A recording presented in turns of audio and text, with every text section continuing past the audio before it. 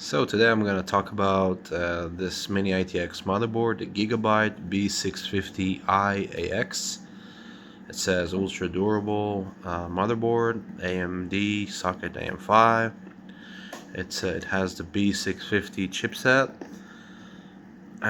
Supports DDR5 and NVMe SSD ready.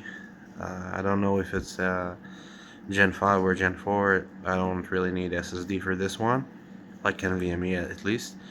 It has a 2.5 gigabit LAN. That's what it looks on the sides. And on the bottom you have all the features. Oh, better be careful with that. So it has a 5.2 I phase digital VRM. Doesn't seem much, but for the uses I'm gonna use for it is more than enough. PCIe easy latch. They have like this tab on top of the PCIe slot latch for making it easier to get your graphics card out. And as they mentioned, the fast 2.5 LAN and a SOAR free with Wi-Fi, yeah, something like that. I'm not gonna use the Wi-Fi. It comes with the Wi-Fi. Basically, that's where the AX come into play. But I'm not gonna use the Wi-Fi. Yeah, that's basically all the specifications. Yeah, that's it. So the main reason that I bought this motherboard is because I want to upgrade my media server NAS, the one that's right in the node 304 over here.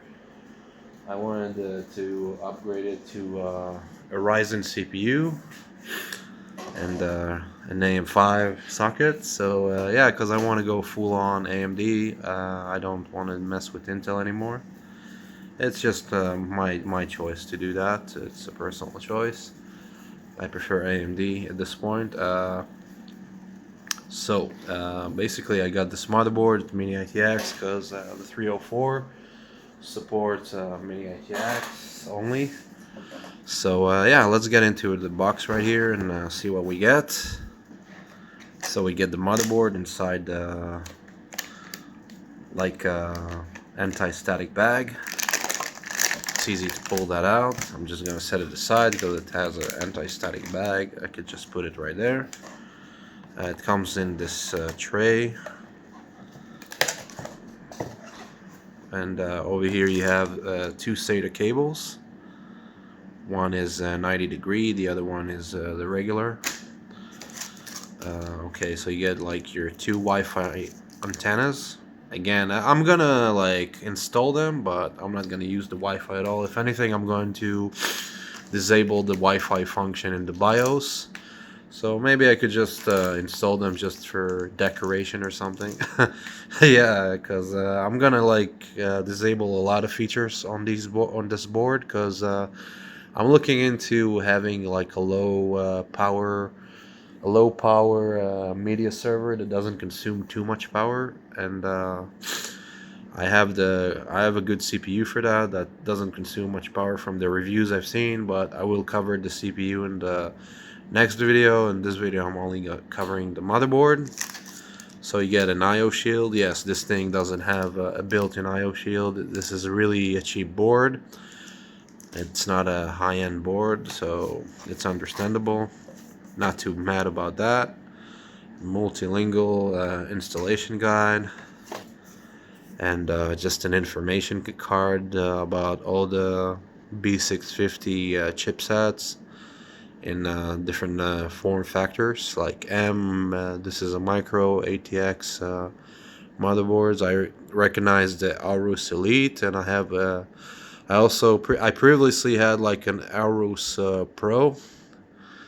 They have the B650. This is the regular one, not the micro ATX. I had like the B650 Aorus Pro. Oh, there it is, Aorus Pro B650M. Yeah, this is the one I previously had, but for some weird reason it stopped working.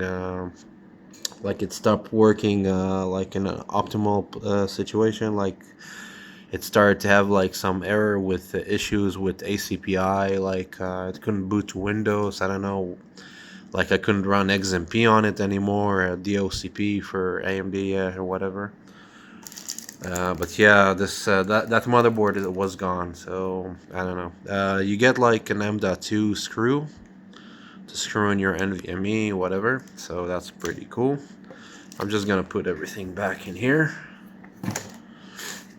because I'm not gonna use any of those right now, obviously. Okay, so let's take a closer look on this motherboard. I'm gonna get it out of the static bag, and we'll take a closer look on what we have. Okay, so there it is. I got it out of the anti-static bag. It had like a sellotape on it, so you have to cut it open. So the first impression on this motherboard that I see, it looks pretty cheap, but it looks like it's well built. It's not that bad, to be honest. If we're honest about this, I've seen like worst Mini-ITX motherboards out there, and this is not worse. But this has got to be the cheapest AM5 Mini-ITX motherboard I've seen so far. I've seen a few, but yeah, this has to be the cheapest one, the cheapest build, and it's according to the price too. I didn't get this motherboard for it didn't cost me too much, so it's understandable. So yeah, basically we have our standard AM5 socket with the socket cover. We have the plastic for the coolers. Obviously I'm gonna unmount these two because I got like a Wraith Stealth that's gonna go onto this, not the Prism. If I had the Prism, then yes, I would have to use these. Yeah, so we got two DIMM slots, UDIMM. I think these are the UDIMMs, not the CUDIMM. So yeah, basically I've read it supports 96 gigabyte of RAM. Maybe now, right now it supports more since the 64 sticks came out, so maybe right now it supports 128. I don't know, but I'm only going to install a 16 gigabyte on this thing, so because it's gonna be used for a NAS. So yeah, no need more than that. No need for more than that. So yeah, yeah, we got our 24 pin over here. PWM. I guess this is like a chassis fan. I cannot tell. We have like I don't know what it is. I think it's a USB. I think this is a USB connector. USB 2. I'm not sure. This is the front I/O connectors. Two SATA ports. Don't know if you can see that, but yeah, there are two SATA ports over here. That's all you get. You get like a USB 3. This is an RGB header over here, like a regular RGB, four pins. And you also get like the 3-pin ARGB one. You get a Type-C connector, which is cool. I didn't expect them to have that on a cheap motherboard like that. You get a PCIe Gen 4, I believe. Yeah, this is a Gen 4, I think. PCIe Gen 4 X16. Not gonna need that to connect my hard drives on the NAS. I got like this adapter that connects into the NVMe slot over here. And it goes to 6 SATA. It converts to 6 SATA connectors, and this is the maximum as the node 304 could hold. So yeah, this is all I need. So yeah, this is your NVMe slot, M.2 NVMe. This is Gen 4, I believe. I'm pretty sure. Gotta be. I don't think it's Gen 5. This has got to be like a CMOS reset or something. This is where you reset your BIOS. This might be the CPU fan header. And this is the HD audio, where you connect your front audio connector. Yeah, I think that's pretty much it. These are all the like on-board connectors, basically, that you get. And yeah, you got your you got like 8-pin power for your CPU, 12 volt, whatever. Oh, and there is like another 4-pin PWM connector. I think this might be the CPU fan, because it has like a different color. This has like a gray color, so I think this is the CPU fan header. And these two are just like regular PWMs. This one and this one right here. So you get two PWM fan headers just for your case fans, and another CPU fan connector over here. So yeah, these are the onboard connectors, and you got like a CMOS battery for your BIOS. It comes, it's like a laptop kind of style of a battery. It's not like your usual desktop motherboard battery slot. It doesn't have that housing, you know. It comes with the wire, just like the laptops has, which is it's not too bad. I mean, I had like an Asus Micro-ITX motherboard that used the same method. It's they seem to double pasted like double-sided tape this thing into the the Ethernet and the USB port. So with that, let's just move into the rear connectors over here. So we got HDMI DisplayPort over here, USB 2.0, USB 3.0. One of them is painted white.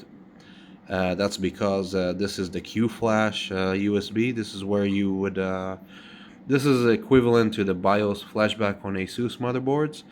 So basically, if you want, like I'm gonna do right now, I'm going to upgrade the BIOS. I'm gonna update the BIOS without CPU or memory installed to the latest version. That way, yeah, all you need is to provide like power with the 24 pin and the 8 pin, and you don't have to install a memory or CPU, and you just plug a USB drive, like a flash drive, thumb drive, whatever you want to call it, into the white USB over here, and there you go. You click that button over here. This button is responsible for the BIOS Q Flash. That's what Gigabyte calls it. ASUS calls it USB flashback, and it takes like about it depends on how far back like the motherboard has.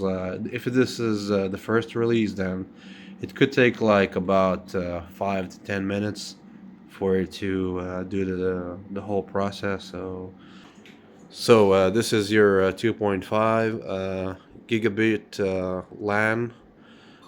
Yeah, this is where you. This is what I'm gonna use basically. I'm not gonna use the Wi-Fi. I'm just gonna use the 2.5 gigabit connector over here, and you get like a USB 3.2 and a USB Type C, and yeah, you get the Wi-Fi.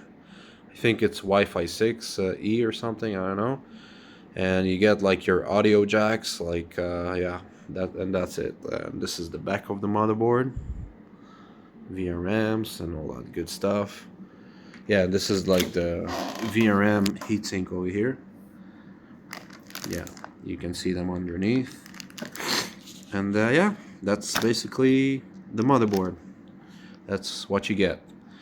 I think it would do just what I need. It would be way more than what I need. But yeah, I got the bare minimum for AM5 because I wanted to pair it with the AM5 CPU that I'm going to introduce in the next video.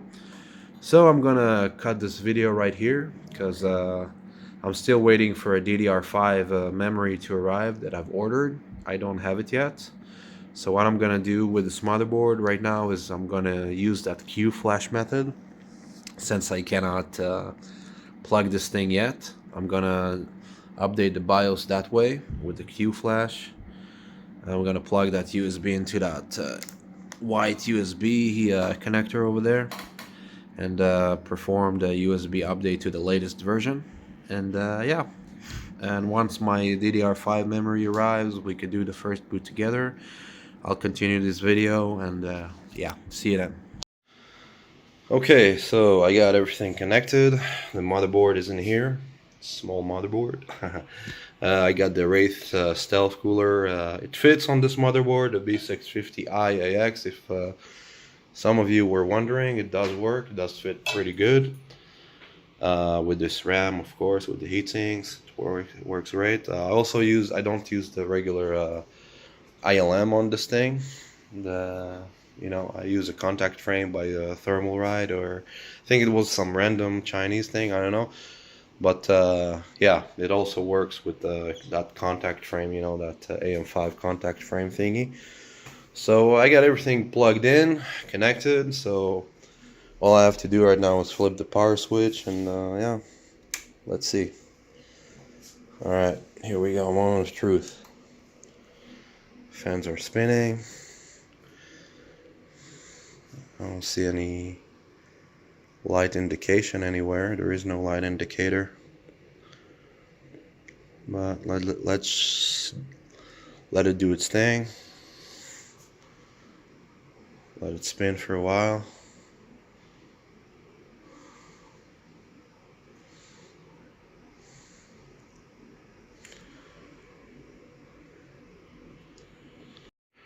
So we had yeah, this thing did its thing. The BIOS, I guess there is no light indicators on this. It says clear CMOS information. Let's just hit OK. And we're in the BIOS right now. So this thing has no light indicators, no nothing. So this was kind of like nerve-wracking. I won't lie to you, because I thought that something went wrong, like maybe the memory is not compatible, I don't know. But yeah, no, it works, it's fine. So the BIOS updated to the F32F. This is the latest version for this kind of motherboard, so yeah, it's as of today the latest version. Temperatures, what the hell? Whoa, 16C? Is that even real? It's just a stock cooler. Damn, and it's running like at the lowest RPM too, like.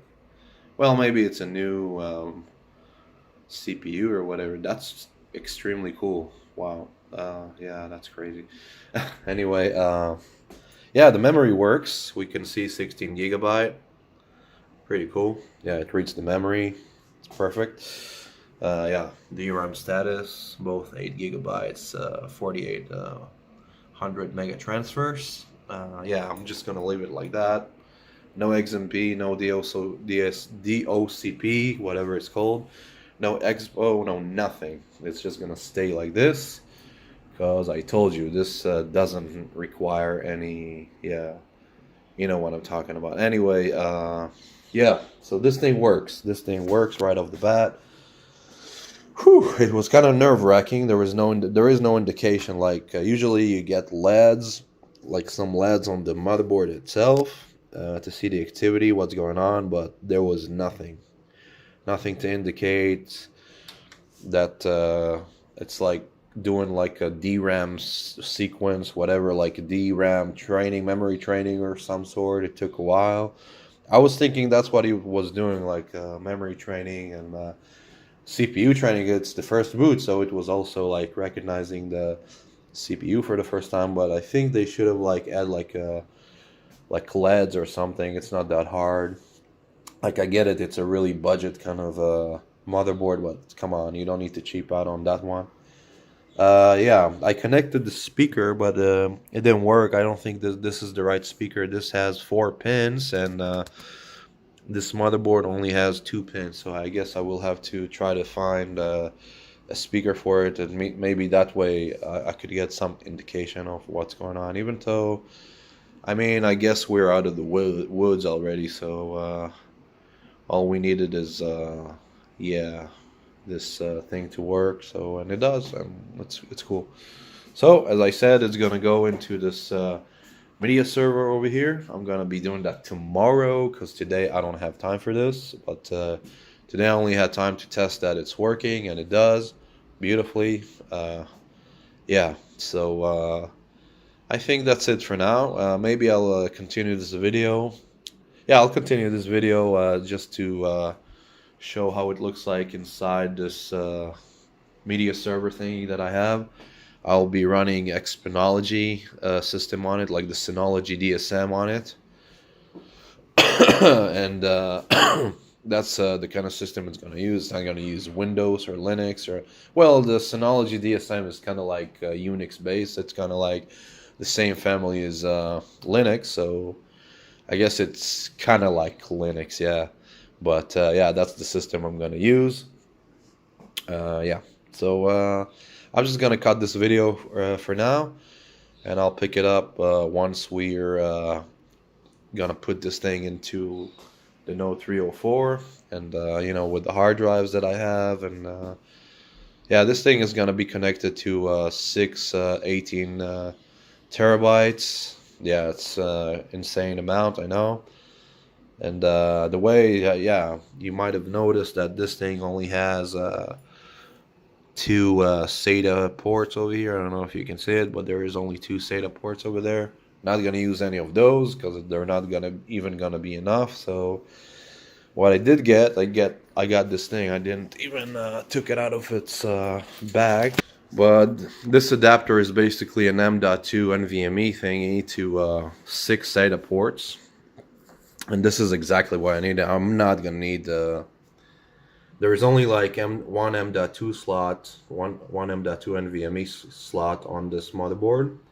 There is no any other on the back, but guess what? I don't need the M.2 NVMe slot because I'm not going to be installing a regular traditional NVMe on it, because the Synology DSM, it could be the loader. That's the DSM. The DSM itself, the system itself, is installed on the hard drives, on the hard drive that you're using. That's how it works. The system itself is installed on the hard drives that you're using to create your pool. And loader, think of it as like a DVD like disc. Like you remember those old DVD discs that you would need to load your games with? So that's how like the system loads itself up from the hard drives and, you know, this thing together. So all you need to do is basically like have one of those USB flash drives, like those thumb drives, whatever you want to call it. Like those would be enough, like something like this.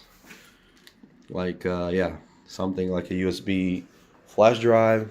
That's what you would need to, like, you put it on behind the motherboard in one of those USB ports on the motherboard.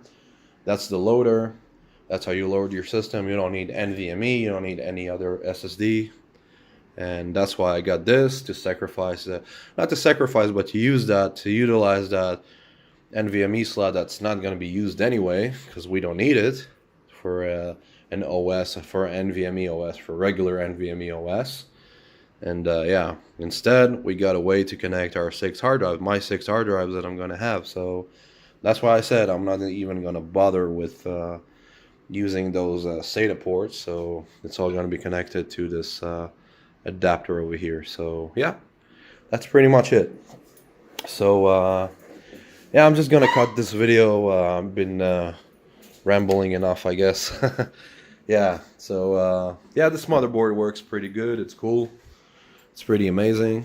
It's right now the temperature got increased to 19 cc, which makes sense. I mean, yeah, new CPU. We're in the BIOS too, so it's also using high frequency on the CPU. I don't know why it does that, like, but that's how it works, I guess. Doesn't matter. Yeah. So anyway, I'm just gonna close off this video for now.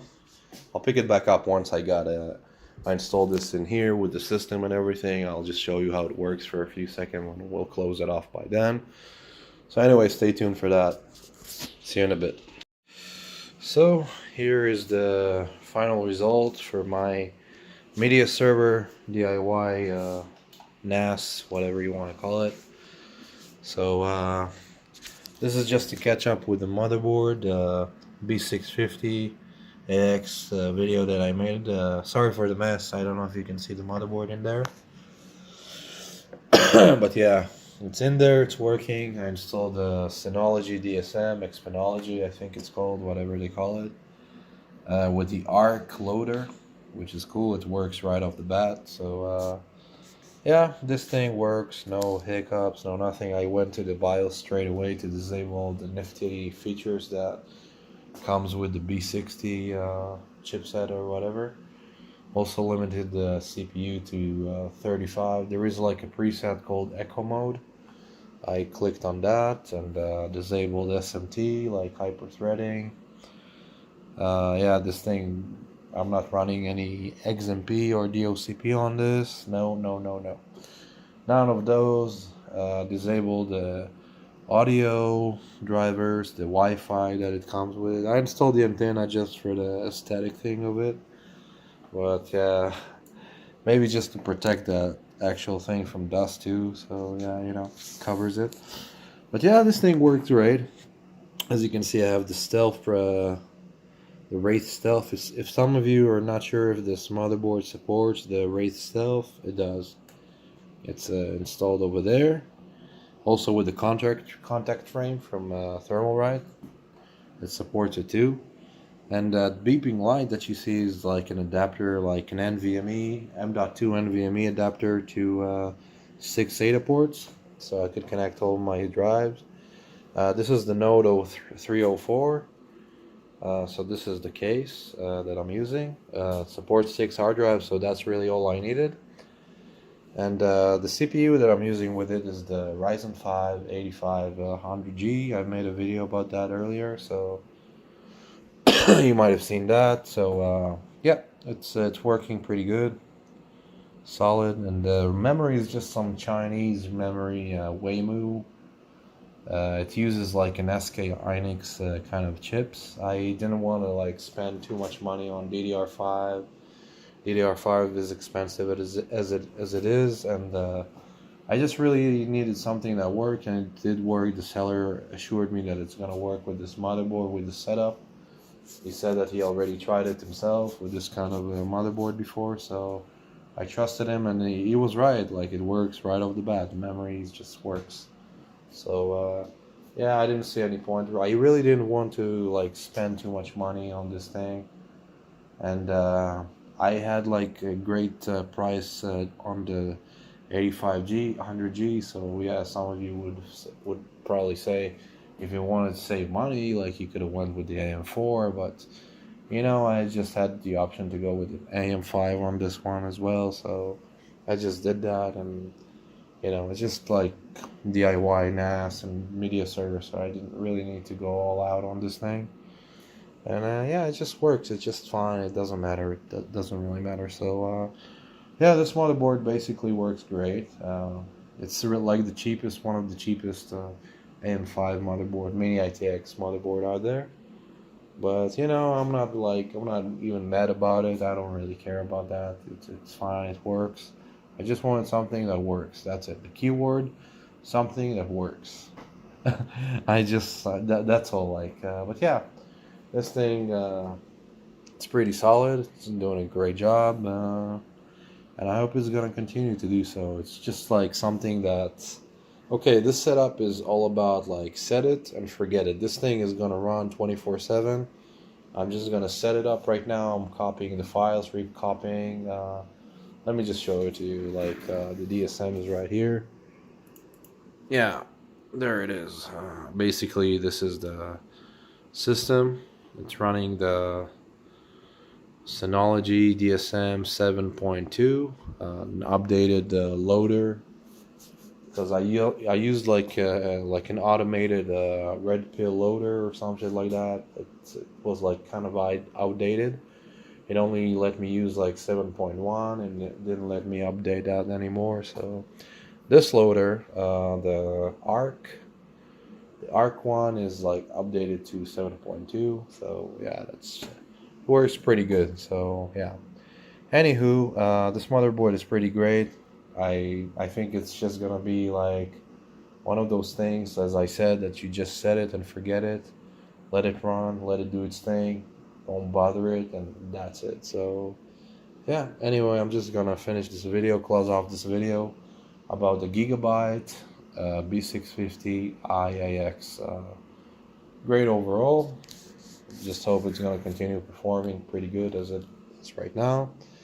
So yeah, if you like this video, make sure you stay tuned. I'm going to have some more videos released in the future about some other things that I came in contact with. So yeah, hope you enjoyed this video, and I'll see you in the next one. Bye bye.